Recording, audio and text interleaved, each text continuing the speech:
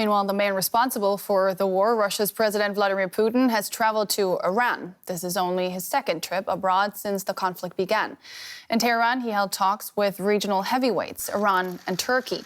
As his country begins to feel the impact of international isolation and the costly campaign in Ukraine, Putin is looking for allies. Iran has long been the target of Western sanctions, so Moscow hopes to develop closer military and economic ties. The Tehran trip also offers Putin a chance for a face-to-face meeting with Turkish President Recep Tayyip Erdogan. Turkey has stood opposite Russia in regional conflicts and condemned the invasion of Ukraine, but the NATO member also has its share of friction with the West. Officially, the leaders are in Tehran to discuss Syria, but Ukraine is expected to also heavily feature in the talks. And Ali Vaiz is the Iran project director at the International Crisis Group. He joins us now from Washington. Ali, welcome. Let's start by talking about Iran and Russia, two nations under severe Western sanctions, two nations essentially out looking for friends. How much closer does this shared circumstance bring them? Well, it has turned the relationship between the two countries, which was at best over the past few years a tactical partnership, into a strategic relationship.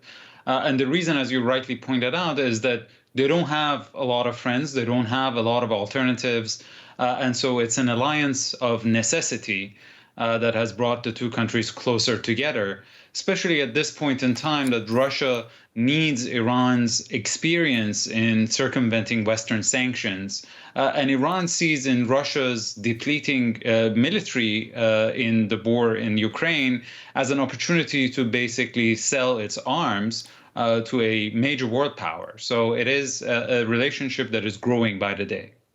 The Iranian leader has been talking about a long-term cooperation with Russia that both countries could benefit from. But when it comes to energy production, they're fierce competitors, especially now. So what's really in it for Iran? So this is, I think, mostly signaling to the West that these countries are not as isolated as the West wants them to be. They have alternatives. They can create a coalition of sanctioned states and basically try to live and outlive Western sanctions. But in practice, there is a hard ceiling to how far Iran and Russia can go in developing their economic relations because their economies are not compatible. They both export energy primarily. And as you said, they've now been competing in selling oil to China, for instance. And at best, the trade between the two countries has reached about $4 billion, and I think that's probably the limit of it, whereas Iran has a $40 billion trade with China, for instance. So I think it's a lot of empty rhetoric that in practice will not amount to much. Now, the U.S. is watching this closely. What could Iran's cozying up with Russia mean for the attempts to revive the nuclear deal? Well, the reality is that I think the Iranians have realized that what is on the table right now in terms of the deal to restore the original nuclear agreement, the agreement from 2015, is really not going to mitigate two key risks that the Iranians view with the original agreement. One is a political risk that, in fact, the next U.S. president in 2025 might renege once again in the same way that President Trump did in 2018. And there is no guarantee that any U.S. administration can provide that this would not happen again. And there's also an economic risk from the perspective of the Iranians that sanctions could be snapped back. And although their economy has now adjusted to sanctions, they might find themselves in a situation in 2025 that once again they will suffer an economic shock that could be deeper. And this yo-yo in their economy is something that they don't like to see. And again, there is no way any deal can mitigate that risk for them. And so I do believe that they have moved beyond the JCPOA, the nuclear deal, and they believe that they can survive without it. And the cozying up with the Russians is giving even more credence to this sentiment. And unfortunately, there is really not much that the U.S. can do about it other than trying to put more pressure on Iran, which is almost bound to backfire. The U.S. government says Iran is preparing to sell armed drones to Russia for use in Ukraine. We'll come back to you in a second, but first I want to show you what the U.S. Defense Department said earlier tonight. The Iranians have a domestic production capability of drones, and those drones have lethal capabilities. We've seen that for ourselves in the attacks that they have perpetrated in Iraq and in Syria against our own troops and against our own facilities there. So we're watching this closely, and we're taking it seriously. Ali, do you think Iran will go through with the sale? I think it will. It has already proliferated its drones to non-state actors in the region, from the Houthis in Yemen to its allies in Iraq and Syria. And I see no reason why they wouldn't provide it to Russia, despite the rhetoric that they are neutral in the war in Ukraine. I think they will go ahead with it. Now, these two are not the only ones meeting in Tehran today. Turkey's Recep Tayyip Erdogan is also there for talks, and he had an agenda of his own. Turkey's planning a fresh military offensive in northern Syria. How did that go down with the hosts? Not good. In fact, the supreme leader of Iran, in a very public manner, pushed back against Turkish plans to invade northern Syria and warned against consequences. And I think the Russians are also against Turkish incursion.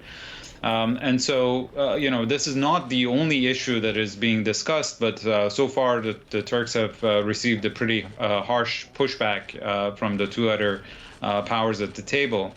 They are also going to discuss opening a corridor for exporting grain out of the Black Sea, which is obviously related to the conflict in Ukraine.